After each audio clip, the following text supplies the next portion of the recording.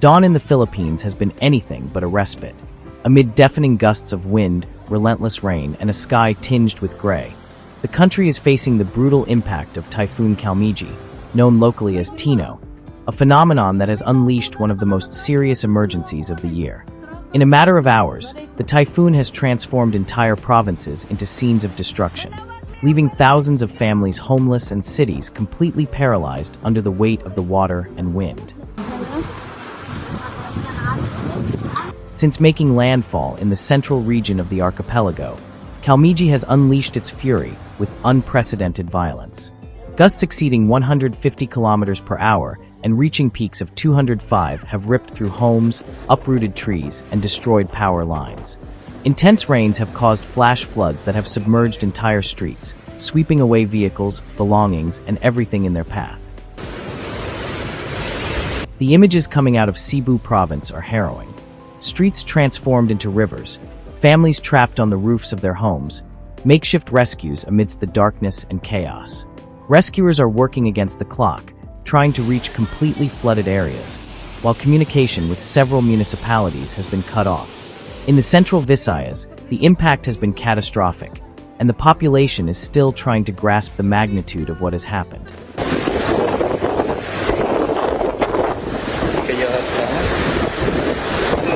The typhoon has left a devastating toll. Initial figures report at least 26 deaths, although other reports raise the number to over 40, including members of a military team who lost their lives during rescue operations. Thousands of families have had to abandon their homes as the floodwaters rise, seeking refuge in schools, churches, and community centers converted into emergency shelters. More than 387,000 people have been evacuated across the country. Authorities had warned that the typhoon's intensity would persist even after making landfall, and the forecast has proven accurate. Strong winds and relentless rain have left entire communities without power, while drinking water and transportation systems have collapsed in several regions. In some areas, emergency teams are operating with portable generators and limited communication. The economic impact is also becoming starkly apparent. Destroyed roads, collapsed bridges, lost crops, and structural damage to thousands of homes represent losses in the millions. Airports remain closed in several cities, with more than 160 flights canceled.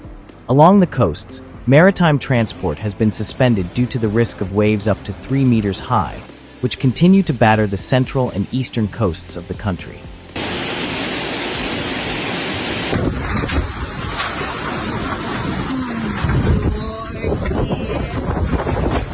Scenes coming from the hardest-hit areas reflect the suffering of thousands of people. In Cebu, entire neighborhoods are underwater.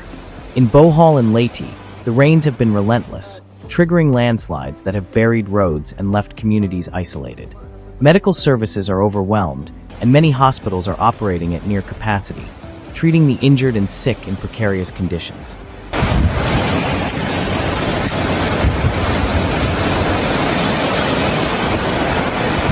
Rescue operations are underway amidst a high-risk scenario.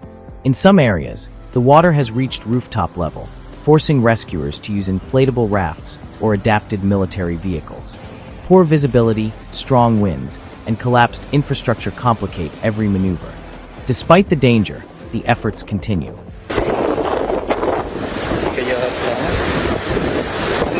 As the typhoon moves westward, the threat persists. Although the center of the system is beginning to move away from the archipelago, the rains continue to fall heavily. The completely saturated ground poses a high risk of further landslides, especially in mountainous areas. Authorities insist that the emergency is not over and urge the population to remain in safe locations.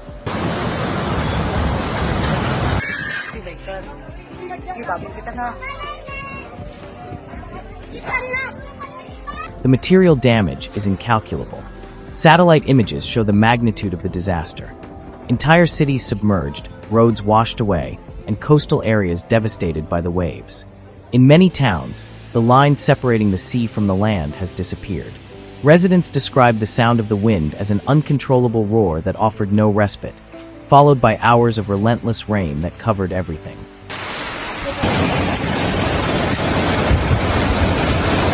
The situation in the shelters is critical. Thousands of people remain crammed together, without electricity or drinking water, sharing meager food supplies while they await news about their homes. Fear and uncertainty prevail among those who have lost everything. Many say they have never seen a storm with such violence. Children cry at the sound of thunder, and adults can barely sleep for fear that the water will rise again.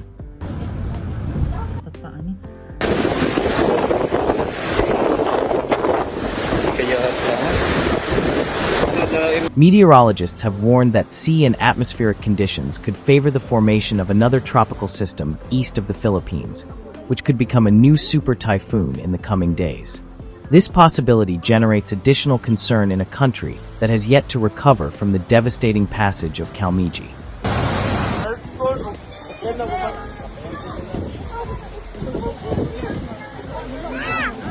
Climate experts point out that the combination of warmer ocean waters and changes in atmospheric patterns has increased the frequency and intensity of typhoons in the western Pacific region.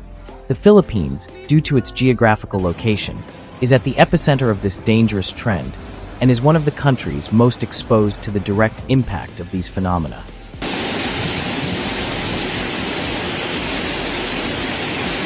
Despite the tragedy, the resilient spirit of the Filipino people is once again on full display.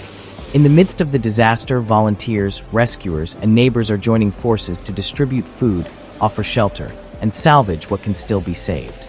Solidarity has become the driving force that keeps entire communities going in the face of adversity.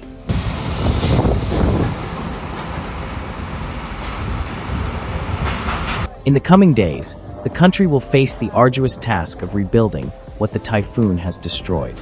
Authorities are working to restore power and reopen main roads, while humanitarian services are distributing water, food, and medicine to those affected. However, experts warn that the recovery process will be long and complex. The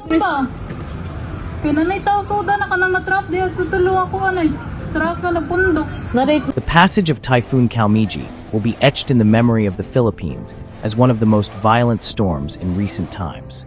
The waters will recede, the winds will calm, and the skies will clear again, but the trail of destruction will remain as a reminder of the relentless power of nature.